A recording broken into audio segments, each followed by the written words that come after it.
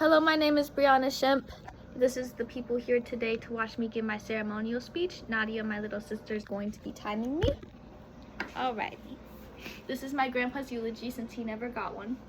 William Shemp, my grandfather, was my best friend. Grandpa was a hard-working and established man in our community. He was a very determined and thoughtful individual. He had so much more life left to live. As his granddaughter, I want to share how important Grandpa was to our family and why he was a role model to me. This speech is how I choose to celebrate Grandpa and hope it helps me and my family cope with the overwhelming grief and loss. Though I don't know much about Grandpa's life before I was born, I have my fair share of stories about his youth. But that's not what I want to share. It's not how I knew him. I want to take this time to share who I knew my grandpa as. Grandpa loved his family and he loved living. As a kid, I remember going with Grandpa to estate sales and antique shops. This was Grandpa and Grandma's thing. He dragged me and my sister along, and I like to think it was his way of including us in his hobbies and interests. I enjoyed the time I spent with him, even though I sometimes found it boring. I admired Grandpa's ability to support my dreams and interests. As a young kid, I wanted to be a chef, but also a crime scene investigator, and also a comedian. Grandpa never doubted my dreams, no matter how childish and unrealistic they were. Grandpa could be serious too, not menacingly, but in a thoughtful and charismatic manner. Grandpa was religious but rarely talked about it, and one night at the dinner table eating ice cream, I asked him about his beliefs. Grandpa responded that he believed in God but didn't know why, and then he admitted that his faith grew stronger from his fear of dying. He was very honest, another reason I admired him so deeply.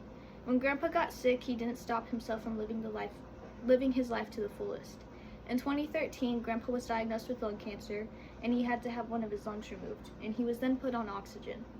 Things were hard after Grandpa's diagnosis. Medical bills piled up, and learning how to support him physically and mentally took a toll on everyone's mental health in our family, but especially my grandma's. Grandpa didn't like making people worry about him, so he tried his best to be independent. Adjusting to this new life of his was hard at first, but got easier as time passed. Grandpa continued welding and supporting his and Grandma's Etsy shop. He stayed positive even though we all knew he was scared. He remained the same person he was before mentally, just not physically. Grandpa's favorite thing about living was music. He had a wide collection of CDs, vinyls, and cassette tapes. His vinyl collection is by far the biggest I've seen.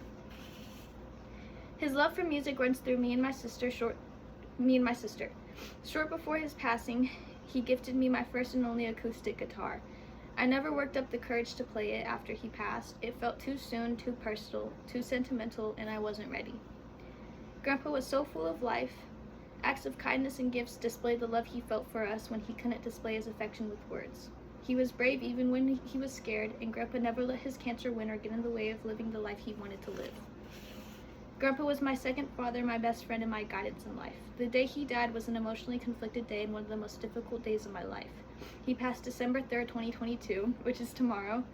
I was cooking in the room next to his, the bedroom door was cracked open, and nobody told me he died, but the look on my dad's face was the confirmation I needed. My initial reaction was to keep cooking.